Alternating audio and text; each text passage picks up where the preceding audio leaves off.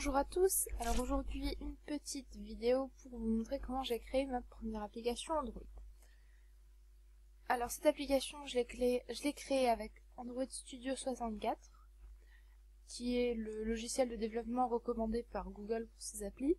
Alors elle n'est pas encore disponible sur Google Play, j'espère qu'elle le sera bientôt, parce que mon ordinateur n'est pas assez puissant pour lancer un simulateur de téléphone, donc il faudrait que j'ai d'autres appareils pour le tester, pour être sûr que ça marche sur des petits écrans.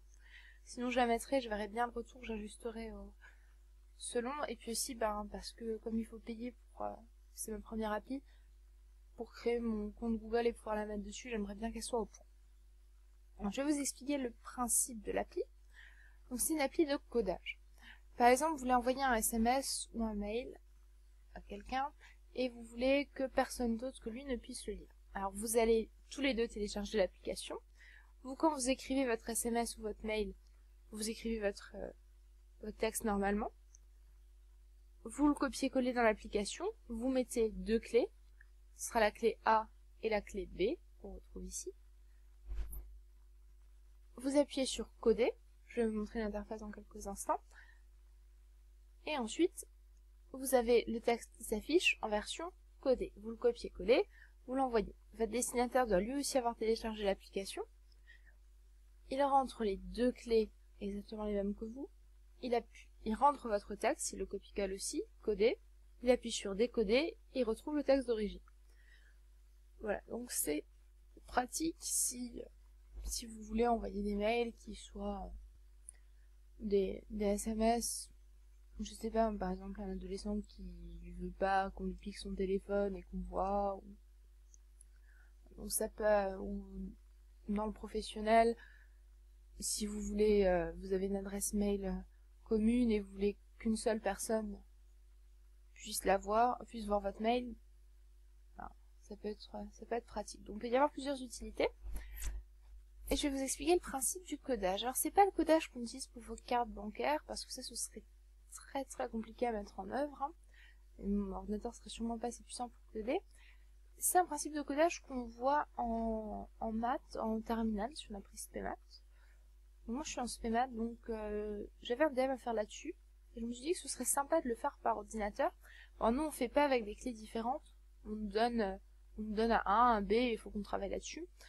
Moi j'ai fait, je vais pas vous montrer toutes les démos sur lesquelles j'ai travaillé pour vérifier que ça marchait à chaque fois, mais voilà, donc si on respecte, j'ai dit que la première clé devait être entre 0 et 29, la deuxième entre 0 et 100 dans le programme. Donc si on respecte ça, ça marche, peu importe les clés que vous rentrez. Alors qu'est-ce qu'on fait? On va coder caractère par caractère, lettre par lettre. Bon là c'est pas vraiment des lettres, hein, c'est des caractères, j'aurais peut-être dû mettre caractère ici. Au départ il devait y avoir que des lettres, et puis après je me suis dit que le point d'interrogation et là l'espace, c'est peut-être pratique de pouvoir les coder aussi. Donc tous les caractères qui ne sont pas là-dedans, c'est-à-dire les lettres majuscules, les arrobases, les tirets, ce genre de choses, ne sera pas codé, donc il ressortira tel quel. Si vous écrivez votre message tout en majuscule, il ne sera pas codé. Mais c'est un problème que je vais résoudre bientôt. Le programme est déjà optimisé pour, mais j'ai pas vraiment le temps parce que je voulais quand même présenter une version potable avant le 20 avril. Donc là, le programme, comme il est tourne, on va associer à chacun de ces caractères un rang de 0 à 28. Ensuite, on a pris la clé A et la clé B. A et B, donc c'est des nombres rentrés par l'utilisateur. Et on fait la division euclidienne de A fois M. M, ce sera le rang qu'on aura trouvé ici, par 29. Alors pourquoi par 29? Tout simplement parce que si je fais la division euclidienne par 29, je vais avoir un reste, c'est le reste qui va nous intéresser. Et ce reste, il va forcément être compris entre 0, oui, si le nombre est un multiple de 29, le reste il fait 0, et 28. Parce que si le reste était égal à 29, c'est pas un reste, on peut encore une fois diviser par 29. Si le reste est égal à plus que 29, pareil, c'est pas un reste, on peut encore une fois diviser par 29. Donc il faut savoir que 29 dans la division euclidienne, c'est le diviseur, et que le reste est toujours compris entre 0 et le diviseur. Donc 0, il peut être égal à 0, mais il peut pas être égal au diviseur. Voilà, donc le reste de cette division euclidienne, ça va nous donner un nouveau rang, P. Par exemple, j'obtiens 2, je vais coder ma lettre de départ par C. Donc j'associe à nous. Voilà, je vais laisser un peu de temps pour que vous puissiez relire, que vous ayez bien compris, et ensuite on va passer à l'interface graphique.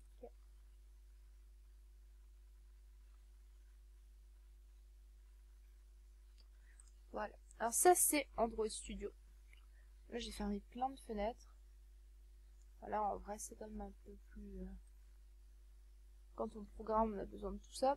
Là pour vous montrer, j'en aurais pas besoin. Donc j'ai déjà commenté mon code, et moi je trouve toujours ça plus pratique quand je veux vraiment faire un bon commentaire de code, de faire une vidéo pour l'expliquer moi-même. Et je vais commencer par quelque chose que je vais vous montrer sans vous l'expliquer parce que ça n'aurait pas grand intérêt, étant donné que c'est pas de la programmation, mais ça c'est du XML. Donc le XML ici j'utilise comme un langage de description. Donc c'est pour ça que je dis qu'il n'y a pas grand intérêt à l'expliquer, parce qu'en fait c'est que des petites instructions qui lui disent là tu mets tel texte, le texte je le veux dans cette taille, ici je veux que la largeur de mon cadre soit 2. Donc, mais ça va nous permettre de faire l'interface graphique. Donc je vous montre une fois les XML. Alors je joindrai le code Java, je le mettrai sur YouTube sous forme de photos qui défilent en vidéo. Comme ça vous pourrez stopper quand vous voulez, le lire tranquillement, zoomer. Par contre le XML je vais pas le mettre parce que c'est vraiment XML de base et y a rien de particulier et ça me semble pas spécialement intéressant. Donc là on va rentrer la première clé ici, ça c'est un texte edit. Donc c'est là que l'utilisateur va pouvoir entrer ses deux clés. Et ici on va pouvoir entrer notre texte. Ensuite on clique sur le bouton coder ou décoder. Et ici on a un deuxième texte edit qui va permettre d'afficher le texte codé ou décodé. Alors pourquoi j'ai mis un texte edit ici? Normalement un texte edit l'utilisateur peut rentrer des données dedans. Donc effectivement s'il s'est amusé à taper quelque chose avant, ou si ça va se supprimer quand il va taper sur coder décoder, le texte edit se réinitialise. Par contre si une fois qu'il a codé ou décodé il s'est mis à taper autre chose, ben ça va rester. Mais je l'ai fait en texte edit parce que ça c'est un text view, donc ça permet uniquement d'afficher quelque chose que moi j'ai rentré ici. Je lui ai dit le texte à mettre. Et ça j'ai remarqué ça, vous ne pouvez pas le copier-coller sur votre téléphone. Donc faudra que j'essaie de voir s'il y a quand même pas moyen de rajouter une fonction pour qu'on puisse le copier-coller. Mais en attendant ici si vous jouez pas à rajouter des caractères, ça marche très bien, donc vous copiez-coller avec votre téléphone. Et moi, c'est une solution, je suis sûre que vous pouvez copier-coller. Parce que si vous avez un texte de 10 lignes et que vous le codez, encore si vous le décodez, ça veut dire quelque chose, mais le coder, si vous devez tout retaper, ça va vite énerver les utilisateurs, je pense. Donc on va retourner dans notre main activity. Donc ça, c'est le code du programme qui va expliquer à mon programme ce qu'il doit faire. Alors je vais essayer de le prendre depuis le début, même si au début, à vrai dire, il y a pareil, pas énormément à expliquer parce que c'est nouveau que des instructions qu'on met partout. Donc ça c'est mon package, c'est pour montrer que mon application est unique. C'est une sorte de nom de code qui fait que mon application va être reconnue une fois que je la mettrai sur Google Play. Là je lui dis d'importer les bibliothèques où j'ai les fonctions qui vont me servir. Donc pour ceux qui n'ont jamais fait de programmation, il y a des fonctions directement importées dans le logiciel. Ici on utilise la programmation en Java.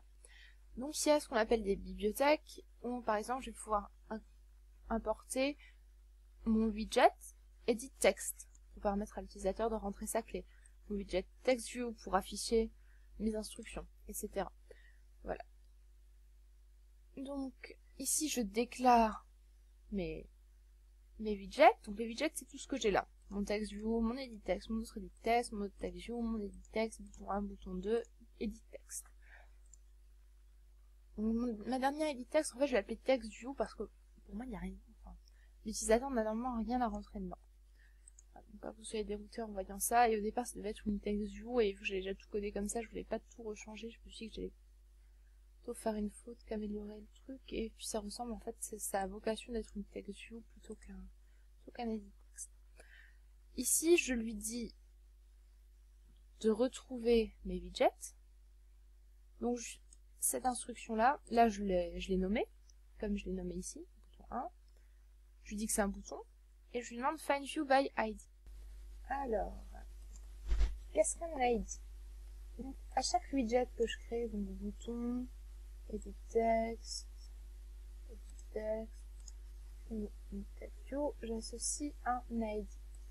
Un ID, c'est un nom unique qui va me permettre de repérer mon widget là-dedans. Là-dedans, j'ai absolument toutes les variables, tous les widgets, toutes les ressources, ressources, qui vont me servir dans mon application. Donc ça, c'est généré automatiquement et on ne doit pas y toucher.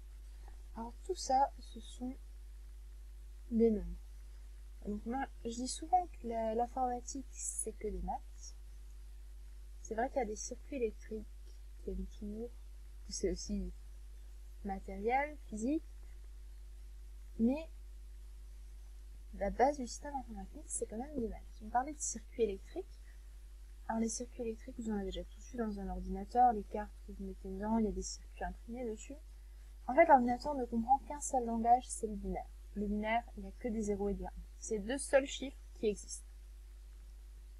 Donc, c'est très simple pour un ordinateur de le comprendre.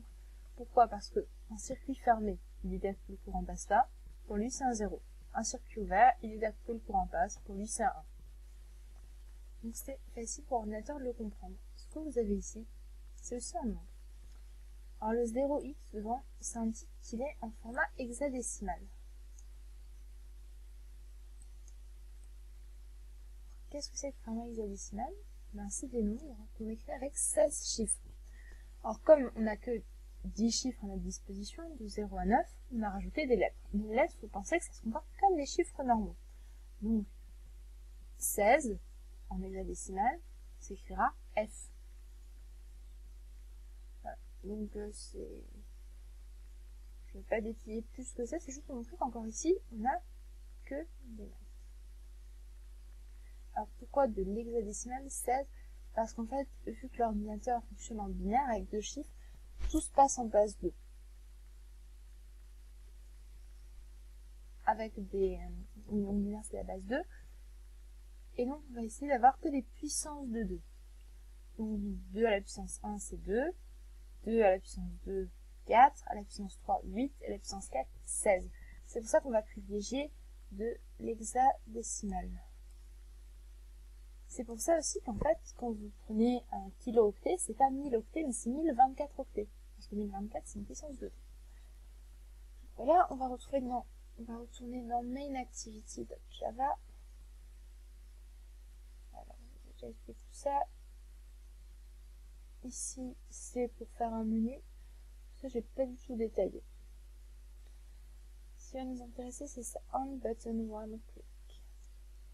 Donc ici, j'ai défini que quand on appuyait sur le bouton 1, on click, l'ordinateur il appliquait on button one click. Et j'ai fait pareil avec le bouton 2. Donc ça, c'est les instructions que l'ordinateur doit effectuer si on appuie sur le bouton coder. Donc je crée un nouveau tableau, mon tableau minuscule, qui est exactement le même que celui-là. Alors pourquoi est-ce que je n'ai pas les rangs? Parce qu'en fait, pour se repérer dans le tableau, Java crée automatiquement un rang associé. Donc là, 0, 1, 2. C'est pour ça que moi, j'avais commencé à 0. Là, j'ai mon espace aussi, on voit un peu plus clairement que dans l'autre tableau. Et j'ai déjà un tableau majuscule, donc il est surligné parce qu'il ne sert pas pour l'instant. Parce que pour savoir si mettre en minuscule ou en majuscule, c'est encore un peu plus compliqué. Et comme j'ai dit, je voulais un programme qui soit bien fonctionnel pour vous le montrer. Mais je pense que d'ici, une semaine, je l'aurai amélioré pour qu'il prenne en compte tout ça et peut-être quelques caractères spéciaux en plus.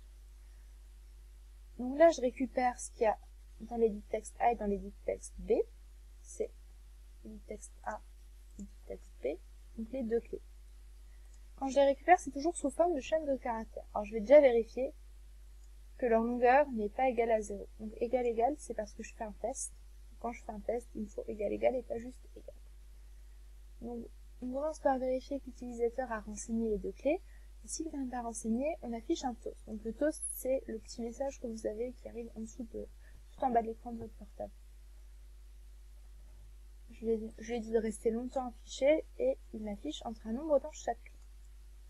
Donc sinon, c'est-à-dire si on a bien renseigné les deux clés, je vais les convertir en nombre entier. Pourquoi je ne l'ai pas fait avant? Parce que s'il n'y a rien dedans, le programme plante. D'abord, je vérifie quelque chose dedans, ensuite, je les convertis. Et là, une fois qu'ils sont en entier, je peux vérifier qu'ils sont dans mes clous. Donc entre 0 et 29. D'abord, je vérifie la clé A. Si la première clé n'est pas juste, il m'affiche la première clé doit être comprise entre 0 et 29. Et la deuxième clé doit être comprise entre 0 et 101, si B n'est pas entre 0 et 101. Donc s'il y a une erreur, on va afficher ici un message à l'utilisateur. Et donc la L, c'est-à-dire si on a ni ça, ça veut dire qu'il n'y a aucune erreur, et on peut démarrer le programme à proprement parler. Donc je dis au téléphone de récupérer le texte à coder, donc toujours sous forme de chaîne de caractères, et j'initialise ma variable affichage. Alors la variable affichage, elle va tout simplement me servir à afficher après mon texte codé ou décodé, donc je vais rajouter à chaque fois que je code un caractère, je le rajoute. Pour l'instant elle est vide, je n'ai rien mis dedans, un espace, voilà. Ensuite, je prends la longueur du texte en paramètre, je vais l'appeler C pour compteur en fait, parce qu'après il va me servir de compteur. J'initialise le rang à 100. Pourquoi j'ai mis à 100? Parce que là les rangs ils vont de 0 à 28. Donc s'il reconnaît un caractère, le rang va changer. Ensuite là je fais une boucle. Donc j'initialise, ça c'est le compteur de ma boucle, c'est I. Et là j'ai C-1 parce que mon texte par exemple il va avoir une longueur de 3 caractères. Mais en fait, le premier caractère, il aura pour rang dans mon texte 0, le deuxième 1, etc. Donc, il ne faut pas que j'aille jusqu'à 3 parce que sinon, il va planter, il n'y aura pas de caractère 3. Et là, je dis à I qu'entre à chaque fois que je passe dans la boucle et que je reviens, il va augmenter de 1. Donc, les boucles, en fait, l'ordinateur, il va effectuer tout ce qu'il y a là-dedans. Tant que la condition, là, elle n'est pas remplie, donc tant que I est inférieur ou égal à C-1, il va augmenter I de 1 et il va repasser de 1, et il va repasser de 1. Donc cette boucle va permettre d'isoler un à un chaque caractère. Donc je prends myText.charAcI, ça permet de prendre le caractère de rang I de mon texte. Ensuite, ça c'est un char, c'est un seul caractère, je vais le transformer en chaîne de caractères, donc ça va rester un seul caractère, mais ça va changer, ça va être un string, et je vais pouvoir faire plus de choses avec. Je lui dis que le rang égale 100. Donc là ça sert à rien parce que on est encore là. Mais je veux qu'en fait, à chaque fois que je repasse au début dans cette boucle, le rang soit de nouveau égal à 100. Et donc là, je vais lui dire de tester la correspondance avec chacun des caractères du tableau pour retrouver son rang. Donc en fait, ça va me permettre de parcourir le tableau. Bon, je détaille pas plus que ça. Si vous avez des questions, vous pouvez toujours mettre un commentaire en dessous de la vidéo YouTube et je vous répondrai, il n'y a aucun problème. Ensuite, je transforme de nouveau en chaîne de caractères. Et là, je vais vérifier si mon carac s.equals_test_s, ça veut dire que mon caractère ici est le même que celui avec lequel je vais tester. Donc là, je garde toujours le même caractère et là, je vais passer tout le tableau et je vais chaque fois tester si c'est pareil. Et si oui, je vais prendre le rang. Je vais le coder. Je vais reprendre la lettre qui correspond au nouveau rang. Et je vais dire qu'affichage, c'est affichage plus cette nouvelle lettre. Lettre S parce que je l'ai remis aussi en string, en chaîne de caractères. Et donc sinon, le rang il sera encore égal à 100 parce qu'il n'aura pas été modifié. Donc ça veut dire qu'il n'y a aucune correspondance et le caractère n'est tout simplement pas codé. Alors voilà, ça c'est pour la fonction coder. Et je dis simplement de m'afficher dans mon tableau final l'affichage. Voilà. Ensuite, ça c'est pour décoder, donc je vais pas tout redétailler, là c'est exactement les mêmes tests pour voir si le programme, l'utilisateur n'a pas fait une faute, l'erreur quand il a rentré les clés, s'il n'a pas voulu s'amuser à ne pas rentrer de clés pour faire planter le programme, parce que lui, il y a des utilisateurs qui testent si on a bien codé de sorte qu'ils ne puissent pas faire d'erreur.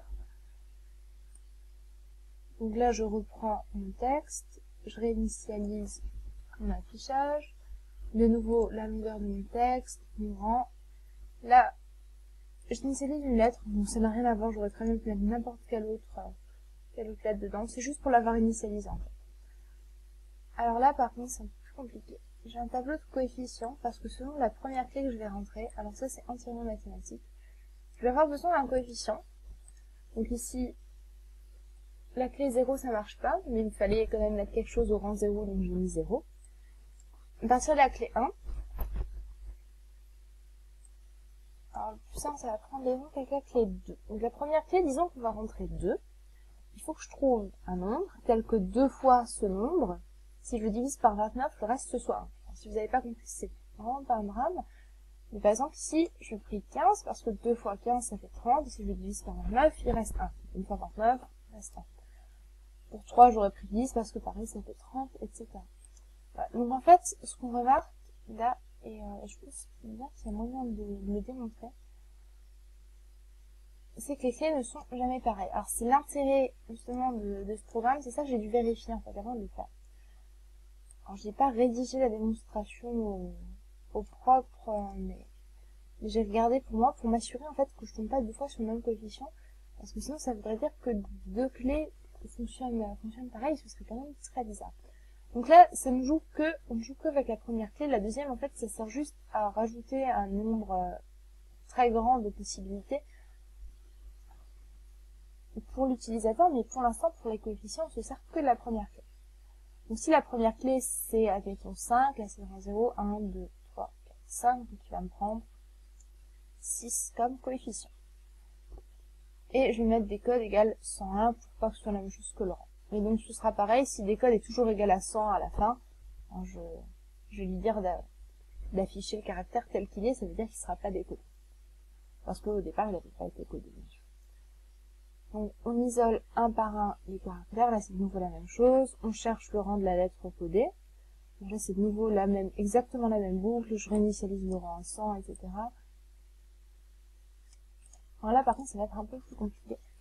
Alors pareil, si vous avez des questions, vous pouvez poster des commentaires au bas de la chaîne YouTube. Alors, si vous regardez cette vidéo dans le cadre de mon projet de le concours tremplin prépa bac, j'essaierai de préparer un petit récapitulatif peut-être plus mathématique du pourquoi, du comment j'ai mis telle boucle et telle condition. Je savais pas si c'était utile, j'avais pas spécialement envie de faire une sorte de cours de programmation et de maths pour montrer que ça marche à tous les coups. Donc voilà, je l'ai fait et si ça vous intéresse, bien sûr, je peux vous l'envoyer sans souci. Alors, là, je reprends mon test, je le remets en forme de string et je teste. Alors, si c'est égal, le rang c'est nouveau j, et le décodage ce sera coefficient fois rang moins coefficient fois b. Alors ça pareil, ça se trouve mathématiquement sans aucun souci, avec ce qu'on appelle des modulos. Donc pareil, c'est un truc qu'on voit en spémath. Et par exemple, si je dis A modulo A congru à B modulo C, ça veut dire que le reste de la division de A par C, c'est B. Dit comme ça, l'oral, c'est un peu compliqué, mais donc, si vous avez des questions, je pourrais vous l'envoyer sous forme écrite, ce sera un peu plus clair. Si le décodage, donc ma variable décode, est inférieur à 0, je ne vais pas retrouver de correspondance dans mon tableau. Alors ça peut arriver, parce que là, moins coef fois b, si mon b il est égal à 100, il y a de très fortes chances que ça donne un nombre négatif. Donc tant que décode est inférieur à 0, décode égale décode plus 29. Parce qu'en fait, quand on est dans les modulos, dans les congruences plutôt, congruence c'est une sorte d'égal à 3 barres. Donc maintenant là je suis en congruence modulo 29, parce que je fais des divisions par 29. Là, ce qui est de ce côté-là de l'égal ou de ce côté-là, je peux rajouter 29 autant de fois que je veux, ou enlever 29, sans changer mathématiquement ce que j'ai. Donc ça me permet de me retrouver avec un nombre supérieur à 0. Donc sinon, si décode supérieur à 29, ben j'enlève de la même façon, et si c'est déjà entre 0 et 29, c'est bon. Donc on va tout prix un nombre compris entre 0 et 29, parce que sinon, entre 0 et 28, plutôt vu que le reste sera compris entre 0 et 28, on va pas rentrer dans le tableau.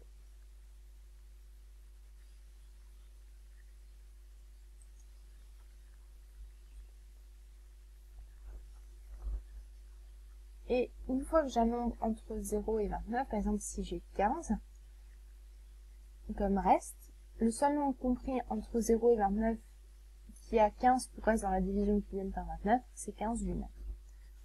Donc ça pareil, ça se trouve très facilement mathématiquement. Donc c'est juste pour vous donner un aperçu en fait. Je voulais pas faire quelque chose d'ennuyeux en racontant à quel point il y a de maths et comment je l'ai fait. Donc j'espère que vous l'avez pas perçu comme ça. Je voudrais juste vous donner un aperçu de à quoi servent les maths dans un programme concrètement, qu'est-ce qu'on peut faire avec. Et donc non seulement les maths sont au cœur de la programmation tout entière, mais en plus là c'est vraiment un programme de codage qui est basé que sur des congruences, que sur des mathématiques. Et j'affiche de nouveau, et pareil, si le rang est toujours égal à 100, alors affichage égale affichage plus le caractère numéro. Et ensuite je l'affiche dans ma texture. Voilà, alors on se retrouve tout de suite, je vais vous faire une petite démonstration sur mon téléphone de l'application que vous pouvez, je ne vous ai pas menti, et qu'elle marche. J'ai installé cette application sur mon portable et je vais vous montrer qu'elle fonctionne correctement. Alors elle est ici dans le menu Test App 1, j'ai rentré Hello World. Alors là si je veux coder, ça ne marche pas parce que je n'ai rien rentré ni dans la première clé ni dans la deuxième clé. Décoder ne marche pas non plus. Maintenant dans la première clé je vais rentrer un nombre trop grand, la deuxième un nombre dans l'intervalle. Donc on voit que je ne peux pas coder, j'ai un message d'erreur, ni décoder, même message d'erreur. Maintenant je vais rentrer 19, ici c'est bon, entre 0 et 29, et ici 345. Si j'essaie de coder ou de décoder, on me dit que le nombre rentré dans la deuxième clé doit être compris entre 0 et 100. Donc je vais coder avec mon année de naissance. Donc là j'ai mis 19, là 98, 1998. Alors juste pourquoi Hello World? Parce que c'est ce qu'on utilise généralement en programmation pour tester un programme. Je le code. Donc ici on peut voir que chaque caractère a été codé, y compris d'espace. Et le point d'exclamation est resté le même. Pourquoi? Tout simplement parce qu'il n'est pas pris en compte dans les caractères qu'on avait vus sur l'ordinateur. Je pense que je vais bientôt le rajouter quand je ferai les premières modifications. Mais pour l'instant, comme il n'est pas pris en compte, on le laisse, ce sera la même chose pour les majuscules. Alors, là l'utilisateur pourra faire un copier-coller, je ne vais pas le faire parce qu'il faudrait que je retourne mon téléphone, on verra plus très bien. Par contre, pour le décodage, pour vous montrer comment ça marche, enfin surtout pour vous montrer que ça marche, je l'ai codé avec la clé 2379, décoder, et voilà.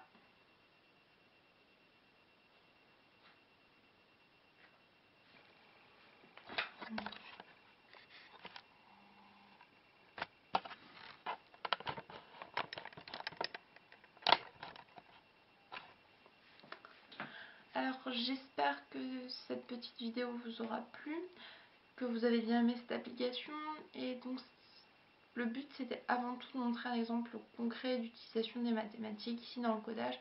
C'est pas le genre de codage qu'on utilise le plus fréquemment pour les transactions bancaires. Si vous avez regardé ma vidéo sur les nombres premiers, j'explique un peu comment on fait avec des clés de nombres premiers.